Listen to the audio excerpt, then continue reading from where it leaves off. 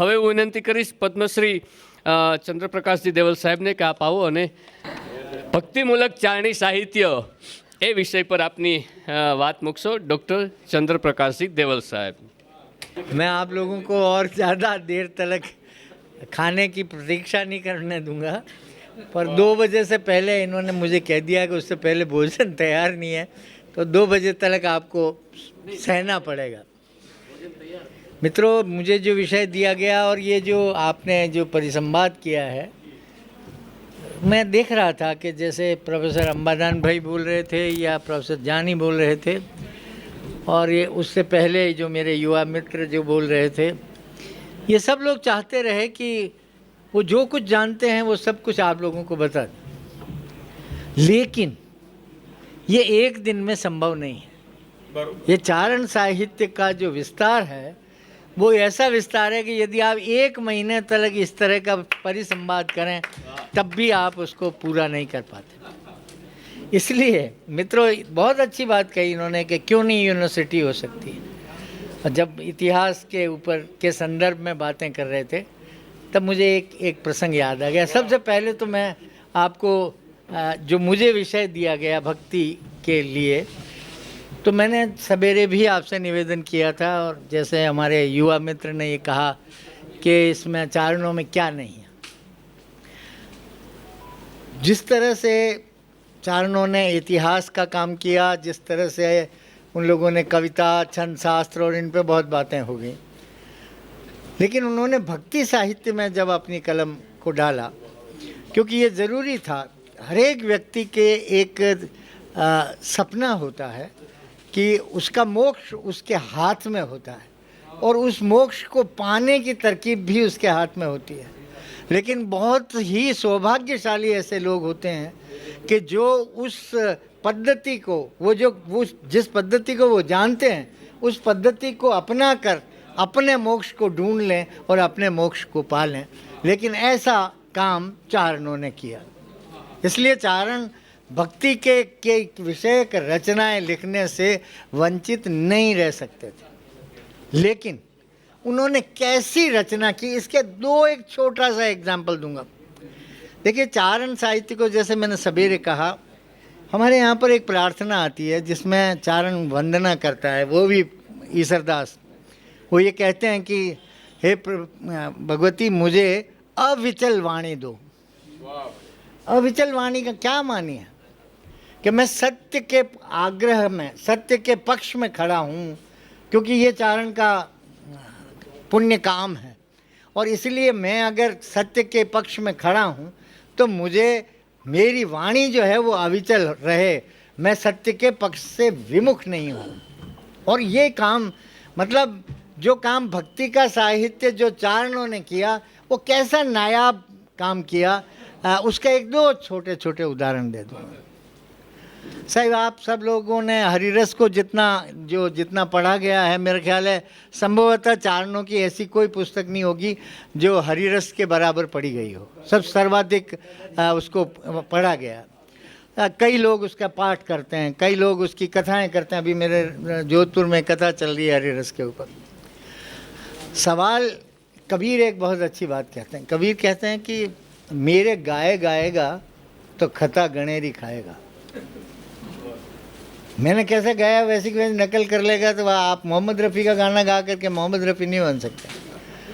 तो मेरे गाए गाएगा तो खता गणेरी खाएगा, लेकिन मेरे सोजे सोजेगा तो 3 लोग को खोजेगा। मैंने कैसे ढूंढा, ये बात हम लोगों को देखनी पड़ेगी। वो क्या चीज़ है ये जो भक्ति साहित्य में, चारण साहित्य, मतलब चारणों के द्वारा लिखा गया भक्ति साहित्य जो कि मध्यकाल की पहचान थी, और दूसरा जो साहित्य लिखा गया उसमें क्या अंतर है, हम लोगों को तुलना करनी पड़ेगी, तभी हम उसका मूल्यांकन कर पाएंगे। जैसा प्रोफेसर रोडिया कह रहे थे कि मूल्यांकन कैसे हो। मैं ईसरदास जी की बात कह रहा था। मैं आपको ये कह रहा था कि पहले तो उसने ये कहा, ये वर मांगा कि मुझे अविचल वाणी दो, ताकि मैं सारंग पाणी की और ये सब कुछ वंदना कर सकूँ। हरिरस क्या है मित्रों? जब मैं ये हरिरस पर काम कर रहा था तब मेरे सामने 2-3 ऐसे बड़े बड़े सवाल थे जिनको मैं बहुत उन सवालों से जूझता रहा। सबसे पहला सवाल तो ये था कि मैंने जब काम किया था उस समय तक जितने भी हरि रस पर काम थे वो सारे के सारे मेरे पास थे, मैंने पढ़ा। और उसमें किशोर सिंह जी और नीमड़ी के जो देथा जी थे, शंकरदान साहब, उन लोगों का जो काम था वो मुझे अच्छा काम लगा। और जब मैं उसको करने बैठा तो मुझे पहले दोहे में ही मैं फाल चूक हो गया। वो पहला दोहा ये था, ये कुछ लोगों ने तो क्या किया, एक पुष्पिका थी कि हरिरस कियो ईसर हरिरस कियो छन 360 माँ दुष्ट प्रामे मुगत नित प्रत कीजिए पाठ। ऐसा ईसर दास जैसा इतना विनम्र कवि जो ये कहता हो कि गोविंद हूँ जो गिवार, मैं तो कुछ नहीं जानता हूँ, जो कुछ जानता है वो तू जानता है, वो ये कहेगा कि मेरे ग्रंथ को पढ़ लेगा वो महादुष्ट भी मुक्ति पा लेगा। समझने में बहुत बड़ी भूल होती है, ये समझना पड़ेगा। ये सब ये रिचुअल्स हैं, ये जो बाद के लोग जो उसमें जोड़ देते हैं कि महादुष्ट भी मुक्ति पा लेगा, ये इस तरह की गर्वोक्ति ईश्वरदास जिंदगी में नहीं कर सकता, 7 जन्म में नहीं कर सकता, क्योंकि वो इतना विनम्र है कि वो कहता आड़ बसंती डेडरी पुणे की समदा पर, और मैं क्या जानता हूँ प्रभु, मैं तो कुछ भी नहीं जानता। और तूज तना क्रम मुझ तना क्रम मेटवा कथूँ तू आड़ा क्रम। वो इतना विनम्र कह रहा है कि मेरे अपने पापों को काटने के लिए तेरे कर्मों को कहूँ। वो ये कहेगा कि मेरी किताब को पढ़ेगा वो महादुष्ट भी मुक्ति को पालेगा। वो नहीं कहता। हरिरस का मतलब होता है भक्ति। हरि का रस क्या है? भक्ति। और भक्ति नाम की कोई किताब नहीं हो सकती थी, इसलिए मैंने जब उसको संपादित किया तब उसका नाम गुण हरिरस रखा। और ईश्वरदास की लगभग सारी कृतियों के नाम गुण से शुरू होता है। गुण निंदा स्तुति, गुण हरिरस, और भी गुण गरुड़ पुराण, जितनी भी रचनाएं 40 के करीब रचनाएं। पर आपको मैं ये बताऊं कि ऐसा, क्योंकि मैंने जैसा पहले निवेदन किया कि ईश्वर से मांगता ही क्या है, चारण क्या मांगता है। हमारा जिस केसरी सिंह जी का जिक्र कर रहे थे, उन्होंने एक जगह लिखा कि स्वतंत्रता की महासागर तेरे हों झरण हम। तू भगवती को वो आज़ादी के रूप में उसकी पूजा कर रहे हैं कि तू तो महासागर है, हम तेरे झरने हों।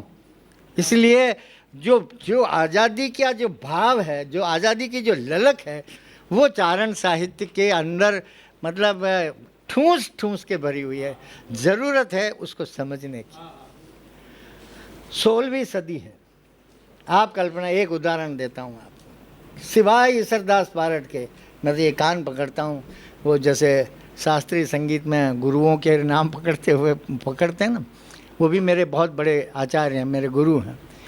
वो एक जगह कहता है, कोई माइका लाल 16वीं शताब्दी में पूरे भक्ति साहित्य में आप मुझे निकाल के दे देना कि उसके जैसा क्रांतिकारी कभी आपको कोई और मिल जाए तो आप मुझे अजमेर में ढूंढ करके मारिएगा। वो एक बात कहता है, जो वैदिक हमारी कल्चर थी उस पूरे के पूरे उसका 1-2 सार थे। एक तो सार ये था कि नसीब है, भाग्य है, तकदीर है, जो कुछ भी है यार ये तकदीर में है, और प्रारब्ध है, कर्मों को भोगना पड़ता है। ये हमारी हाइपोथेसिस थी। किसमें? आध्यात्मिक में। हमारे जो धार्मिक अनुष्ठान हैं या धार्मिक जो व्याख्यान है उसमें हमेशा ये कहा गया, क्योंकि सबसे ज़्यादा ज़रूरी ये था कि नहीं तो राजा तो राज ही नहीं कर सकता था कि एक आदमी राजा राज करे और बाकी के सारे लोग इस तरह से हो जाएं। इसको कैसे जस्टिफाई करें? क्रांति को आप रोक ही नहीं सकते जब तक कि आप इसमें एक कोई ऐसा फच्चर नहीं फंसा दें। और वो फच्चर इन लोगों ने फंसाया कि ये तो इनका कर्म बड़े थे, ये राजा कैसे हो गया कि इस जन्म में नहीं, पूर्व जन्म के इसके संस्कार थे, वो बहुत अच्छे थे, इसलिए ये राजा बन गया और ये रंक हो गया। और जो रंक है वो तमाम उम्र रंक बना रहेगा और कभी सवाल नहीं करेगा। लेकिन ईश्वरदास सवाल करता है इस पूरी कर्म की थ्योरी को। मैं आपको कह रहा हूँ, आप गुजरात नहीं, पूरे हिंदुस्तान में आप अगर 16वीं शताब्दी देखेंगे, जो हमारा मध्यकाल है, उस मध्यकाल में पूरा का पूरा सब इसी सिद्धांत पर आश्रित है कि ये कर्म का सिद्धांत है, इसको भोगना पड़ेगा, फलाना। ये प्रसिद्ध वो जो इतना विनम्र कवि है, वो इतना क्रांतिकारी है कि वो एक दोहा करता है। कोई माइकालाल ईश्वर से या धर्म के शास्त्रों से ये सवाल नहीं कर पाया। वो सवाल करता है कि आदि तणो जोऊं अर्थ तो भाजे न मूझ भरम, पहला जीव परठिया किया के पहला क्रम। हो ईश्वरदास कहता है कि हे ईश्वर, मैं जब तेरा ये सृष्टि का ये सिद्धांत देखता हूँ कि कर्म का सिद्धांत है, तो मुझे तू एक बात बता कि मैं जब सृष्टि की शुरुआत से देखता हूँ आदि तणों जो हूँ अर्थ, तो मेरा ये भ्रम समाप्त नहीं होता कि पहले तूने काम बनाया, कर्म बनाया या आदमी बनाया। अगर काम बनाया तो करने वाला कौन था, और जो करने वाला था तो उसको कर्म किसने बताया? किया कि पहला क्रम। 16वीं शताब्दी में ऐसा मतलब क्रांतिकारी सवाल, ईश्वर को कटघरे में खड़ा करने वाला जो कोई चारण हो सकता है वो ईश्वरदास है, और वो चारण है। और दूसरी बात कहता है, ये आज जो इतने विमर्श चल रहे हैं, दलित विमर्श और फलाना विमर्श और हाशिए पर गए हुए लोग, और 16वीं सदी में, ये आज 2022 में हम लोग ये बातें कर रहे हैं। ईश्वरदास वही विनम्र ईश्वरदास को कैसे पढ़ें? हम लोगों को ज़रूरत, साहिब यूनिवर्सिटी भी बना देंगे, अकेडमियाँ भी बना देंगे, लेकिन चारण साहित्य को पढ़ा कैसे जाए? सवाल ये चाबी हम लोगों के पास में होनी चाहिए। जब तक आप ईश्वरदास में से जो मैंने अभी आपको दुआ सुनाया और एक दुआ और सुनाऊंगा, ये खोज के नहीं निकाल सकते, तब तक आप ईश्वरदास के साथ न्याय नहीं करते। उस दलित विमर्श जो आज हम लोग करते हैं, वो 16वीं सदी में एक सवाल कर रहा है। इतना बड़ा विनम्र कवि, वो ये कह रहा है कि ये जो सारे जीव जंतु, जो 18 अक्षौहिणी, ये सारे के सारे लोग तेरे ही से जन्मे हैं, सब तुझसे ही जन्मे हैं, तेरे ही पार्ट हैं। चाहे वो जानवर है, प्राणी है, कि विकलांग है, कि अच्छा बलिष्ठ है, सब तेरे से होकर के पैदा हुए हैं। लेकिन मुझे ये बता कि अगर तेरे से ही अगर सब लोग हुए, तो ये बता कि ऊंच नीच घर अवतरण दे क्यों वंश दई है विधाता। एक आदमी सवर्ण हो जाता है, ब्राह्मण हो जाता है, उच्च हो जाता है, और दूसरा आदमी अवर्ण हो जाता है, अछूत हो जाता है। अगर ये हम सब ईश्वर तेरे हिस्से हैं, तो जरा बता कि ये तेरा कौन सा न्याय है? ये 16वीं शताब्दी में ईश्वरदास कह रहा है। ये होता है आध्यात्मिक किताब को लिखना। वो अपनी उस क्रांति को, वो अपनी उस सत्य की चिंगारी को भूला नहीं है, क्योंकि वो चारण है। और इसीलिए वो हर जगह ये मांगता है, तो भी इसी तरह की बात मांगता है। ये नहीं मांगता कि मेरा अपना मोक्ष हो जाए या मेरा फलाना हो जाए। और इन अर्थों में जब तक हम इसके भक्ति साहित्य को भी नहीं पढ़ेंगे, अब मैं आपको और भी कई उदाहरण दे करके अपनी बातें कह सकता हूँ, देवयान के बारे में भी कह सकता हूँ। लेकिन ये देखिए कि चारण की एक विशेषता ये रही कि हम लोग शाक्त हैं। तो शाक्त का मानी क्या है कि 1000 ईस्वी तक कोई देवता नहीं है सिवाय देवी के, भगवती के और लॉर्ड शिवा के। शाक्त धर्म है वो सब जगह पूरे हिंदुस्तान में। ये वैष्णव धर्म तो 12वीं 13वीं शताब्दी में आता है और साउथ से आता है। द्रविड़ा भक्ति, द्रविड़ा उपजी और फलाना बाबा रामानंद लाइन, वो सब छोड़ दीजिए। लेकिन ये बात जो है, ये फिर एक हरिरस जब लिख चुके तो लोगों ने कहा कि माँ ने एक दिन सपना आया। ये सब मिथ है। सपना आया और उसने ईश्वरदास से कहा कि तूने पिता के ऋण से उऋण हो गया और मेरा ऋण तुझ पर बाकी है। ये सब ये मिथ है ना। ये उस बात को जस्टिफाई हम नहीं कर पाते ना जब हम मिथ गढ़ देते हैं। लेकिन ऐसा नहीं है, वो चारण है। इसलिए वो भूल नहीं सकता कि वो उसको अपनी माँ की वंदना करनी है। और माँ से भी क्या चीज़ें मांगता है। आप देखें, एक जगह वो कहता है शारदा रूप पिंगल प्रसन्नी। हे भगवती, तू मुझे अगर सरस्वती रूप में तुष्टमान होना चाहती है तो मुझ पर छंद शास्त्र की तरह प्रकट हो। भगवती, जैसे मैंने सवेरे कहा कि जीभ पर बैठने का मतलब कंठ के अंदर बैठने का ओरल ट्रेडिशन है, ठीक इसी तरह से ये जो चीज़ें मांग रहे हैं वो चीज़ें हमारे भक्ति साहित्य में, हमारा जो भक्ति साहित्य है वो दूसरे भक्ति साहित्य से कैसे अलग करता है, कैसा क्रांतिकारी। कोई ऐसा सवाल 16वीं सदी में सर कोई ये इस तरह की कल्पना नहीं कर सकता था कि ईश्वर से सीधी सवाल कर। एक उदाहरण छोटा सा और दे दूँ एक उदाहरण मुझे जिसका जिक्र किया इन्होंने, पांडव विशेंदु चंद्रिका, उस पर भी मैंने काम किया, उसकी भी मैंने व्याख्याएं और टीका करी है, इसकी वीर विनोद की भी करी है, ये भी साहित्य अकेडमी ने छापा है।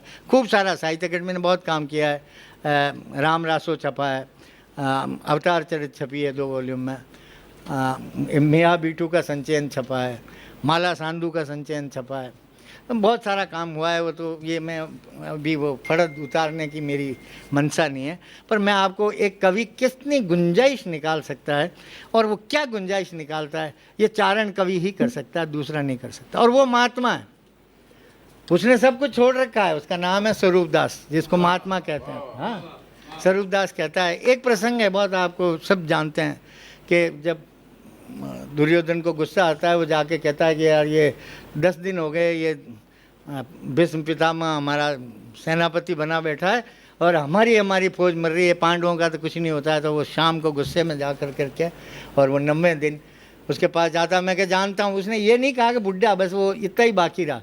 उसने कहा पितामह मैं जानता हूँ कि तुम्हारी लॉयल्टी किसकी तरफ है, तुम हमारी तरफ से तो लड़ रहे हो, लेकिन उसको विजय होने का आशीर्वाद तुम उस अर्जुन को दे रहे हो, इसलिए हमें पता है कि तुम्हारी अंदर की तुम किसके साथ हो। उसने कहा नहीं, ऐसा कैसे हो सकता है, तुम मेरे पे ये चार्ज लगा रहा है। भीष्म पितामह कह रहा है मुझ पर। उसने कहा इसलिए कह रहा हूँ कि मेरी फौज मर रही है, अब तक कितनी फौज मरी पांडवों की, और आपने क्या युद्ध किया। 10 दिन सेनापति, 18 दिन युद्ध हुआ है, 10 दिन सेनापति रहा है भीष्म पितामह, और उसके जैसा कोई सेनापति महाभारत में उसकी टक्कर का कोई युद्ध ही नहीं है। अर्जुन नहीं टिक सकता उसके सामने। उसने कहा अच्छा मैं कल युद्ध करूँगा, और ये एक काम प्रतिज्ञा करता हूँ कि ये कृष्ण ने एक प्रतिज्ञा कर रखी है कि मैं एक दिन निहत्था, एक तरफ मैं और एक तरफ मेरी फौज, तो उस निहत्थे को अगर मैंने शस्त्र नहीं उठवा दिया तो मैं तो लाजूं गंगा जननी को और शांतनु सुतन का हूँ। मैं अपने बाप की औलाद नहीं और मैंने अपनी माँ का बेटा नहीं कहलवाऊँ अगर मैंने कल कृष्ण को हथियार नहीं उठा। ईश्वर है कृष्ण, जो उससे थोड़ा सा पहले गीता का 18 अध्याय का प्रवचन दे चुका है, और वो 11वें अध्याय में विराट रूप दिखा चुका है सबको। भीष्म खुद जानते हैं। भीष्म ने कहा अच्छा ठीक है, और क्या 10वें दिन उसने युद्ध करना चालू किया तो एक सर पंजर बना दिया। अर्जुन यहाँ से तीर कस, ये जो तरकस होता है, यहाँ से भाते में से तीर नहीं निकाल सके, ऐसी हालत कर दी चारों तरफ से, यूँ जैसे फ्रीज हो जाता है, ऐसा फ्रीज कर डाला। और उसने कहा आज देखना तू मैं आज कैसा घमासान बनता। कृष्ण ने देखा और कहा आज तो ये बाबा प्रलयकारी है और ये मार डालेगा, ये सब खत्म कर देगा। तो कृष्ण को गुस्सा आया, मुझे पता कृष्ण को गुस्सा आया, और कृष्ण ने रथ की वो बाग छोड़ी लगाम और कूदे वहाँ से, और नीचे जमीन पे कूद, और ज़मीन पे पड़ा हुआ एक पहिया था, आप सब जानते हैं, उसको उठाया और वो सुदर्शन चक्र पड़ी। ये तो सब महाभारत है, सब ने पढ़ी है, सब जानते हैं। चारण पोइट क्या करता है, कैसे गुंजाइश निकाला, वो उस कथा में बंधा हुआ है। ये देखिए एक बात और सोच लीजिए, वो महाभारत के अलावा और कुछ नहीं कह सकता, उसकी कथा के अलावा नहीं कह सकता, लेकिन एक इतना सा अवकाश मिलता है। वो क्या अवकाश है वो बताऊँ। जब वो कूदते हैं तो उसका जो पीताम्बर है कृष्ण का, वो नीचे गिर रहा था। जो ही नीचे गिरा पीताम्बर, तो पृथ्वी जो है वो अकुलानी, रसा अकुलानी है। वो लिखते हैं, स्वरूप दास लिखते हैं कि ये सब देखा तो उनका रसा अकुलानी, उसको लगा कि अब तो प्रलय हो जाएगा। तो उसने कहा पीताम्बर ने, क्या रे घबरा मत, डोल मत, ये तो भक्त की प्रतिज्ञा उड़ानी है, ये तो अपने भक्त की प्रतिज्ञा को अपने हृदय में जगह दिया है कृष्ण ने, तो तू घबरा मत, इसमें प्रलय नहीं होएगा। ठीक है, दोनों चीज़ों में किस किस में संवाद करवा रहा है कवि, ये चारण कवि कर सकता है। आगे की लाइन जब आप सुनेंगे तब आप कहेंगे कि हाँ यार, आगे की पंक्ति है उसकी कि फिर उसने पृथ्वी ने पूछा कि अगर ऐसा ही है कि प्रलय नहीं होगा, तू मुझे सांत्वना दे रहा है, तो ये बता कि तू क्यों गिरा। जो दुकुल, जो पीताम्बर गिर गया, तो उसने कहा कि तू मुझे क्या सांत्वना दे रहा, ये बता कि तू क्यों गिरा। और कवि लिखता है एक लाइन का इतना सा अवकाश, सामने कटघरे में भगवान है वो, वो कहता कि बड़े लोग झूठे पड़े, ताको संग छोड़ी देबो नीति की निशानी। और कृष्ण तूने जो प्रतिज्ञा की थी वो तोड़ दी। हैं? साहिब, हाँ, बड़े लोग झूठे पड़े, ताको संग छोड़ी देबो नीति की निशानी। ये चारण पॉइंट है, ये चारण का भक्ति काव्य है। मित्रों, अब समय नहीं है, मैं आपको और भी कई बातें और इतिहास की बातें भी, और एक बहुत रिसेंट इतिहास की बात कहना चाह रहा हूँ, बस वो एक कह करके समाप्त करता हूँ। एक मिनट। क्या है कि जानी साहब ने ये कहा कि इतिहास की नोंद नहीं ली गई, हम सब जान रहे हैं ये पीड़ा सबकी है, और ये नुकसान किसका है? ये भारतवर्ष का नुकसान है। आपने अगर चारण साहित्य से ये नोंद नहीं ली है, अगर आपने इसमें से ये पार्ट जो कि इतिहास को सही इतिहास बना सकता है वो नहीं लिया है, तो ये आपका दुर्भाग्य है, ये उस चारण साहित्य का दुर्भाग्य नहीं। क्योंकि चारण साहित्य को तो जो लिखना था उसने लिख दिया, और चारण साहित्य की एक खूबी है जो उसकी कमी भी है, और वो खूबी क्या है कि चारण साहित्य में वो जो उस समय का तत्कालीन समय है वो इम्बाइब है। आपको ये इस थोड़ी सी इस बात को समझिए कि वो जो समय है तत्कालीन, वो उसमें गूंथा हुआ है, उसको अलग नहीं कर सकते, इम्बाइब है वो। तो ये उसका गुण तो है ही, उसकी एक कमी भी है, क्योंकि वो उससे कालातीत नहीं हो सकता, उसको नहीं छोड़ सकता। आप जो ही गुजरात की बात करेंगे, अभय सिंह की झगड़े की जो प्रोफेसर रोडिया ने बात की, तब आपको वही सर बुलंद और उसकी और अभय सिंह की बात करनी पड़ेगी। उसमें मेरा एक पुरखा यहाँ पे मुकुंदास धतवाड़िया देवल यहाँ मारा गया था इसी युद्ध में, और उसके एवजाने में कुंपड़ावास नाम का एक गांव मिला। किसकी लड़ाई है? अभय सिंह का क्या लेना देना है? और इस यहाँ के गुजरात का जो मुस्लिम वो है, उसका क्या लेना देना? मेरे मुकुंदास का क्या? लेकिन उसको लगा कि नहीं, स्वामी के लिए और अपनी जन्मभूमि के लिए मरना है। यही तो मूल्य हैं जो समाज में चारणों ने दिए। एक बहुत रिसेंट आपको एक उदाहरण दे दूं कि इतिहास कैसे हम लोगों से छांटा लेता है। राजस्थानी में कहते हैं, मैं जब एक नेशनल प्रोजेक्ट पर काम कर रहा था कि 1857 की क्रांति में, सर को मैंने बनाया भी था, सारी 22 भाषाओं में मैंने संपादक बनाए और काम करना था, लेकिन दुर्भाग्य से वो नहीं हो पाया। तो 1857 में क्या हुआ था, ये भारत की 22 भाषाओं में क्या दशा है ये देखना था। लेकिन आपको पता है कि 1778 में जब प्लासी का युद्ध जीत करके और ईस्ट इंडिया कंपनी जब राज करने लगी, जब राजा बन गई तीसरे युद्ध के बाद, तो उसके बाद में उसने एक नियम निकाल दिया, प्रेस एक्ट लाया। और प्रेस एक्ट में ये था कि आप एक पैम्पलेट भी बिना कलेक्टर की रजा के, उसको दिखाए बिना, उसको सेंसर किए बगैर आप नहीं छाप सकते, न किताब छाप सकते हैं न ये छाप सकते। तो 1857 का जितना भी साहित्य था वो अंग्रेज़ों के डर से न तो पब्लिश हुआ, हो सकता ही नहीं था, क्योंकि जहाँ कहीं पर भी इतना सा होता किताब जब्त हो जाती। तब फिर कहाँ रहे? तो दो स्थितियाँ थी। एक थी लोक स्मृति, जिसके बारे में मैंने सवेरे जिक्र किया कि लोक कितना पावरफुल है। लोक की ये एक ब्यूटी और बताता हूँ आप, लोक के गीत ही उसमें याद रहते हैं। जैसे भरतपुर की एक लड़ाई हुई, होलकर भाग के आया और शरण ली, भरतपुर वाले ने, और किसी ने शरण नहीं दी, जयपुर ने, और पीछे अंग्रेज़ लगे हुए थे। उनकी 2 लड़ाइयाँ पहले हो चुकी थी, ज़्यादा लंबा नहीं बोलूँगा। उनके 3 फौज को टुकड़े किए, एक जनरल लेक के अंडर में एक सेना बनाई गई, एक मानसन, कैप्टन मानसन के अंडर में करी गई, और एक फ्रेज़र, लेफ्टिनेंट जनरल फ्रेज़र के अंडर में एक फ़ौज बनाई गई। और उनको कहा गया कि किसी भी तरह से इस होलकर को मारो, जहाँ से भी पकड़े घेरो और मारो। और वो वहाँ से भागता भागता जयपुर गया, वृंदावन तक गया, मथुरा। वहाँ पे उसका दुर्भाग्य था कि अगर वहाँ से दिल्ली चला जाता बात अलग होती, लेकिन वो दुर्भाग्य से भरतपुर आ गया।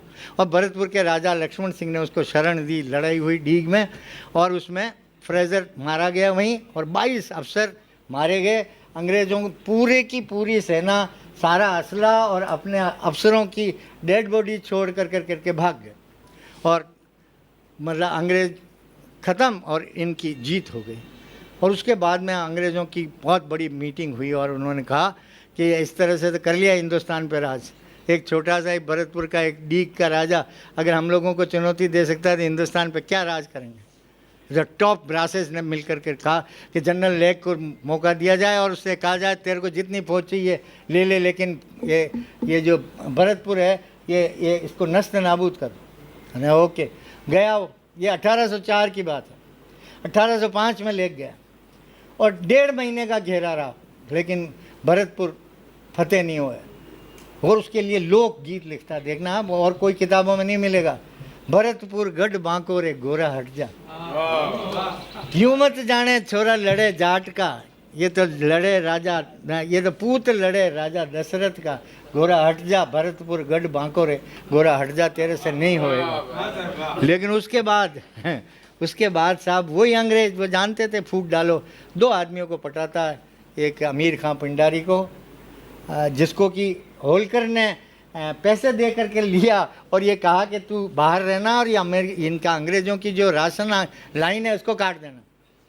वो अंग्रेज़ों से मिल गया 1 महीने और उसने कहा कि मुझे आप 6 लाख रुपए दे दो और इतना 10,000 की जागीर दे दो तो मैं तुम्हारे साथ हो जाता हूँ। वो जागीर दे दी गई और फिर टोंक का नवाब बना। छोड़िए, उसके बाद भी जब तक दरवाज़ा नहीं खुले वो ऐसा गढ़ है कि वो टूट नहीं सकता। तब वो निम्बार्काचार्य जो थे वहाँ के उस समय के निम्बार्क साधु जो था वो उस राजा का कंठीबंद गुरु था, उसके कंठीबंद चेला था, मतलब राजा वो लक्ष्मण सिंह। वो उसको अंग्रेज़ों ने ब्राइब किया, उसको रिश्वत दी। देखिए निम्बार्क संप्रदाय पीठ, जिसकी मेरे यहाँ पर सलामाबाद में पीठ है और बहुत सारे लोग हैं निम्बार्क के फॉलोअर्स, हमारे पूज्य महापू भी हैं, कहा बहुत सारे लोग हैं, मैं उनका नाम नहीं लेता। तो वो आदमी ने पैसे लेकर करके वो गया और उसने कहा दरवाज़ा खोलो। कौन आया? भाई मैं, और के गुरुजी आए। दरवाज़ा खोला, पीछे से फौज गई, ख़त्म हो गया। छोड़िए, ये 1805 में इस पूरी की पूरी घटना पर जोधपुर का चारण पोइट बांकीदास आसिया एक गीत लिखता है। आयो अंग्रेज मुल्क रे ऊपर, आंस लीधो खींच उरा, धनिया मरे न दीदी धरती, धनिया ऊबा गई धरा, घर जाता चींचाता महिला, ईदुई मरण तना अवसान, राखो रे किहिक मजबूती मर्दा, हिंदू के मुसलमान। और बांके कई आवसी आंके गई आवसी आंके, बांके हासिल किया बखान। बोता वो कहते हैं बड़ नहीं कियो बापड़ा बोता, सारे राजाओं को कहा, बुत बने हुए इन राजाओं ने कुछ भी जोर नहीं किया, बड़ नहीं कियो बापड़ा बोता, और जोता जोता गई जमीन, देखते देखते चली गई। और दूसरा अर्थ होता है छोटे छोटे टुकड़ों में ज़मीन चली गई। 1818 में अंग्रेज़ जब राजाओं से समझौता करते हैं, 1 महीना नहीं लगा पूरे राजस्थान के 19 आदमियों को, राजाओं को अंडर में लेने के लिए। वो सिविलरी, वो तलवार, वो सब, तो पता नहीं वो भाले कहाँ चले गए। अब आपको मैं दूसरा इसका पक्ष बताता हूँ कि इतिहास क्यों नोंद नहीं लेता। इतिहास किसकी नोंद लेता है? आज पूरा हिंदुस्तान एक अभी मैं आपको एक पंक्ति बताऊंगा कि यार आप समझ जाएंगे कि ये तो लोगो है, मतलब ये तो 1857 की लड़ाई का सबसे बड़ा प्रमुख जीस्ट नारा है। अब आप देखिए 1805 में बांकीदास ये गीत लिखता है और उस निम्बार्काचार्य की मतलब पद्दियाँ उखाड़ देता है। उसका गीत भी अभी मैं नहीं सुनाऊंगा, टाइम नहीं है। लेकिन आगे देखिए, उसके 1857 ख़त्म हो गया। उसके बाद 1872 में आनंद मठ लिखता है बंकिम चंद्र चटर्जी, बंगाल का प्रसिद्ध लेखक, और उसके अंदर एक गीत आता है, सुजलाम सुफलाम मलयज शीतलाम वंदे मातरम। ये पूरा देश उस वंदे मातरम को कहता है कि ये है हमारा नारे का, हमारा जो लोगो है, हमारी जो फाइटिंग का जो प्रतिनिधित्व करने वाला आदि पंक्ति है वो ये है। ये 1872 में आई और 1805 में बांकीदास जो लिखता आयो अंग्रेज मुल्क रे ऊपर, आहस लीधो खींच उरा, वो कहीं इतिहास नोंद में नहीं लेता, क्योंकि वो जानता है, राजनीति जानती है कि अगर 1857 में इन लोगों को आगे कर देंगे। सूर्यमल मिश्रण वीर सत से ही लिखना शुरू करता है, गुणचो चंद गुणी, पहला दोहा जिस दिन मंगल पांडे ने विरोध किया था। चारण साहित्य कोई इतनी मामूली चीज़ है साहिब, मतलब ऐसी कोई घटना हो, मतलब अंग्रेज यूँ राज कर ले, मुगल राज कर ले और ये चारण देखते रह जाएं, ऐसा नहीं हुआ, लेकिन उन चीज़ों को आगे नहीं लाने दिया, आगे इतिहास में नोंद ही नहीं लिया, आप क्या कर लोगे उसको। ये तो मैंने उदाहरण दिया आपको। इसलिए कहता हूँ चारण साहित्य जब पढ़ेगा तभी तो जानेगा। समुद्र में अगर आप मैं बावरी ढूंढन गई रही किनारे पेट, जिन खोजा तिन पाइया गहरे पानी पे। आप समुद्र में उतरेंगे तो मोती मिलेगा, चारण साहित्य का अवगाहन करेंगे तो मोती मिलेंगे। आपके घर पे वो उठ कर करके मोती नहीं आएगा। लेकिन ये बेकाम की चीज़ नहीं है चारण साहित्य। चारण साहित्य बहुत काम की चीज़ है और बहुत ही मूल्यवान चीज़ है, जिसकी रक्षा और जिसको धरोहर की तरह आप यूनिवर्सिटी बनाएं, अकेडमी बनाएं, बहुत मामूली बात है। ये बन सकता है, ऐसा कुछ भी नहीं है। कर्नाटक में अगर लोक साहित्य के जनपद में हम लोग साथ थे ना, बीदर में, हाँ, फोकलोर यूनिवर्सिटी बन गई पूरी की पूरी। वहाँ फोकलोर की अकेडमी है वहाँ, और कहीं नहीं है हिंदुस्तान में। लेकिन जो राजस्थान या जो हमारा जो फोकलोर है वो उनसे कोई दोयम दर्जे का नहीं है, 19 नहीं है, उनसे 20 ही है। लेकिन करे कौन, कहें किसको। एक राजस्थानी की कहावत है कि सुसरो जी बेद और खायो कुठोड़ खायो। एक कीड़े ने स्त्री के कुठोड़ पे खा लिया। अब उसने कहा कि करूं क्या, जलन तो बहुत होती है, लेकिन वेद जो है वो सुसरा जी है, उनको कैसे बताऊं। तो हमारे यहाँ पर ये एक कहावत हमारे साहिब, वो ये कहता है, बहू का लहंगा फट गया था, जिसने कहा कह रहे तू कहती क्यों नहीं है इनको ससुरे को। ससुरा कौन, हमारी सत्ता के सर्वोच्च सत्ता में बैठे हैं लोग, उनसे कहती नहीं है क्यों। तो उसने कहा कि कहीं होरा जी कहीं फूट की वहाँ नहीं दिखे कि क्या ससुरा जी की आंखें फूटी हुई है कि मेरी ये फटा हुआ लहंगा दिखता नहीं है उसको। मैं क्या कहूँ कि मेरा लहंगा फट गया है, तुम जाकर के उसका उपचार करो। तो श्रीमान, ये हमारा लोक साहित्य, हमारी लोक थाती, ये इसी तरह से लहंगे की तरह फट करके समाप्त हो रही है। क्या ससुरों को दिखता नहीं है, और जब दिखेगा जब